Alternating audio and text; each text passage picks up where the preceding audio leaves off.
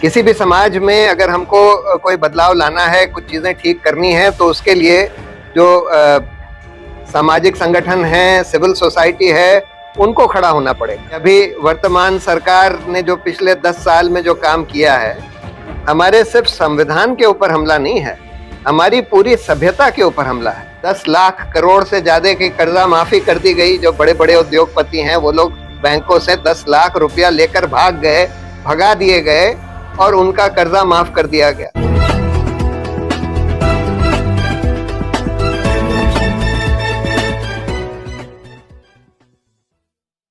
देखिए, किसी भी देश में, किसी भी समाज में जो पॉलिटिकल पार्टीज होती हैं, जो सत्ता के रेस में होती हैं, जो सत्ता चलाती हैं, सिर्फ उनसे किसी भी समाज में कोई बदलाव नहीं आ सकता। किसी भी समाज में अगर हमको कोई बदलाव लाना है, कुछ चीजें ठीक करनी है, तो उसके लिए जो सामाजिक संगठन है, सिविल सोसाइटी है, उनको खड़ा होना पड़ेगा, उनको अपनी आवाज उठानी पड़ेगी। जहां जहां अन्याय, अत्याचार, भेदभाव होता है, सब मुद्दों पर सिविल सोसाइटी को और सामाजिक संगठनों को खड़ा होना पड़ेगा, तभी जाकर कोई बदलाव आता है। क्योंकि देखिए, ये तो ठीक है, ये बात बिल्कुल सही है कि अभी वर्तमान सरकार ने जो पिछले 10 साल में जो काम किया है, वो तो बिल्कुल हमारे सिर्फ संविधान के ऊपर हमला नहीं है, हमारी पूरी सभ्यता के ऊपर हमला है। क्योंकि जिस तरह से झूठ, नफरत और हिंसा फैलाई गई है पूरे हमारे समाज में, वो हमारी पूरी सामाजिक सभ्यता के ऊपर हमला है और उसके खिलाफ तो हमको खड़ा होना ही है। और ऐसी सरकार या ऐसी सत्ता जो इस तरह का काम कर रही हो, उसको तो हटाना बिल्कुल जरूरी है ही है। लेकिन अगर हमने सत्ता बदल भी दी और मान लीजिए ऑपोजिशन की सरकार आ जाती है, तो उसका ये मतलब नहीं है कि हमारा संविधान, हमारी आर्थिक नीतियां, हमारे सामाजिक मुद्दे सब ठीक हो जाएंगे। क्योंकि आज का जो सत्ता का जो पूरा खेल है, वो इस तरह का हो गया है कि आज, जैसे वो अन्ना हजारे ने एक बार बोला था ना, कि ये पूरा खेल है पैसे से सत्ता और सत्ता से पैसा, ये चक्र चल रहा है। और हम लोगों का पूरा चुनावी ढांचा इस तरह का हो गया है जो ज्यादातर पैसे के आधार पर ही चलता है। कभी कभी अपवाद होता है और कोई कोई लोग उस अपवाद में शामिल होते हैं। जैसे आज हम देख सकते हैं कि अंबानी की शादी हो रही है।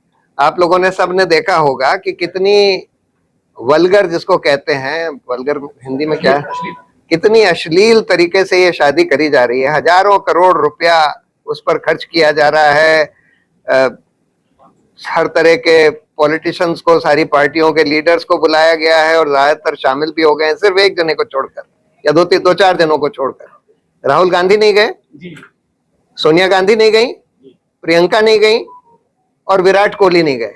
उनके अलावा अगर आप देखें तो सारे बॉलीवुड के, सारे करीब करीब क्रिकेट के, सारे ये मीडिया, गोदी मीडिया के लोग, मतलब सारे पॉलिटिशियंस, पॉलिटिकल लीडर सब पहुंच गए ऐसी अश्लील भद्दी शादी में। मतलब बिल्कुल अश्लील दिखावा पैसों का, और जिसके लिए करीब करीब 4-5 दिन के लिए पूरा बंबई, आधा बंबई को बंद कर दिया है, वहां ट्रैफिक रोक दिया है कि भाई ये शादी चलती रहे और ये बड़े बड़े नेता वहां आते रहे।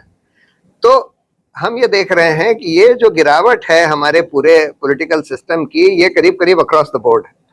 ये सिर्फ एक पार्टी में सीमित नहीं है। एक पार्टी ने तो मतलब हद ही कर दी, अति कर दी कि इस देश के पूरे संविधान को, सारी सभ्यता को ध्वस्त करने में अति कर दी। और एक आदमी का, बस एक ही आदमी का चेहरा दिखाया जाए, और वो आदमी भी ऐसा, मतलब सिर्फ झूठ ही नहीं, मतलब जितनी भी आप गिरावट देख सकते हैं किसी भी एक आदमी में, वो मोदी में आपको दिखाई देती है। लेकिन उसी आदमी को पूरा देश का सर्वोसर्वा बनाकर रख दिया गया है। तो ये जो प्रॉब्लम है, ये सिर्फ एक पार्टी में कन्फाइंड नहीं है, ये प्रॉब्लम सारी पार्टियों में आ गई है। और सब पार्टियों में हम देखते हैं कि भ्रष्टाचार भी है, करीब करीब सारी पार्टियों में। देखिए, एक आध लोगों का अपवाद है। अभी एक अच्छी बात यह है कि इस देश में आज एक ऐसा नेता खड़ा हो गया है जो कि इससे ऊपर उठकर कुछ करने की कोशिश कर रहा है। राहुल गांधी का मैं जिक्र कर रहा हूं। लेकिन अगर आप राहुल गांधी को छोड़ दीजिए और दो चार और लोगों को छोड़ दीजिए तो बाकी पूरी सारी पॉलिटिकल पार्टियों में आज भ्रष्टाचार बहुत बुरी तरह से फैला हुआ है। तो ये जो हमारे सिविल सोसाइटी और जो सामाजिक संगठनों का जो रोल है, जो दायित्व है, ये सिर्फ इसलिए नहीं है कि आज की ये सत्ता है इसको हमको हरा देना है और उससे हमारा काम हो जाएगा। हमको तो निरंतर जो जो समाज में जो गड़बड़ियां हैं, जो भेदभाव हो रहा है, जो अन्याय हो रहा है, उसको देखना है, उसको परखना है, उसके खिलाफ अपनी आवाज उठानी है, उसके खिलाफ हमको खड़ा होना है। ये है हमारे सिविल सोसाइटी और सामाजिक संगठनों का जो मेन रोल आज की स्थिति में। तो आज क्या क्या हो रहा है? एक तरफ तो हम देख रहे हैं कि ये सरकार खासकर हमारे देश में, समाज में नफरत, हिंसा, भेदभाव धार्मिक आधार पर, जाति के आधार पर फैला रही है, उसके खिलाफ हमको लड़ना है। दूसरी तरफ हम देख रहे हैं, और ये जो दूसरी प्रॉब्लम है, आर्थिक प्रॉब्लम, ये ज्यादातर हमने देखी है सभी पार्टियों में है। लेकिन हाँ, अभी राहुल गांधी जो कुछ कह रहे हैं वो एक अपवाद है इसमें, वो सही बात कह रहे हैं वो।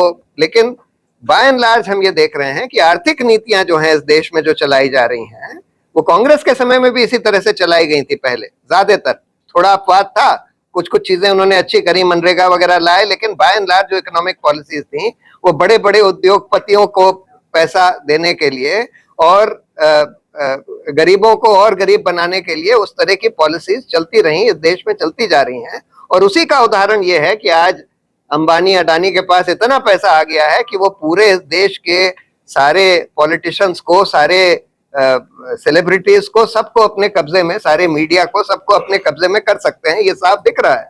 ये शादी तो एक उदाहरण है जो आपको दिखाता है कि किस तरह से पूरे हमारे सारा जो पावर स्ट्रक्चर है उसके ऊपर कब्जा इन लोगों का हो गया है, जिनके पास बेइंतहा पैसा।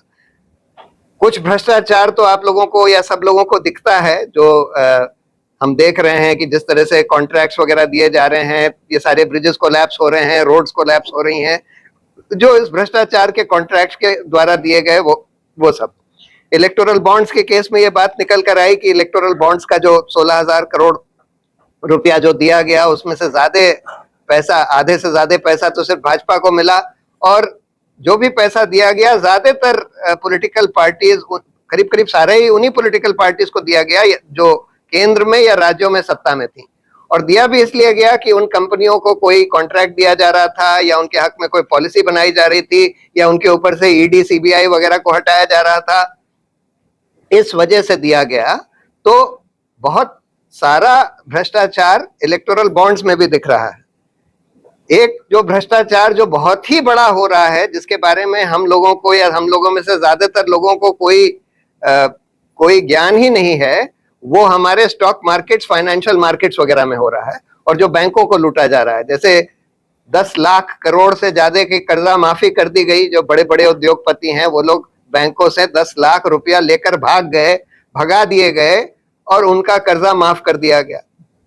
उसी तरह से आज पूरे हमारा जो स्टॉक मार्केट है, जो फाइनेंशियल मार्केट्स हैं, उसमें बहुत बड़े स्केल पर घोटाले चल रहे हैं। लाखों करोड़ के, हर साल लाखों करोड़ के घोटाले चल रहे हैं, जिसमें आम आदमी का पैसा जा रहा है और इन बड़े बड़े लोगों के पास पहुंचता जा रहा है, पॉलिटिशियंस वगैरह के। खैर, उसको समझने के लिए तो थोड़ा सा उसकी टेक्निकल समझ होनी चाहिए, ये स्टॉक मार्केट्स और फाइनेंशियल मार्केट्स की।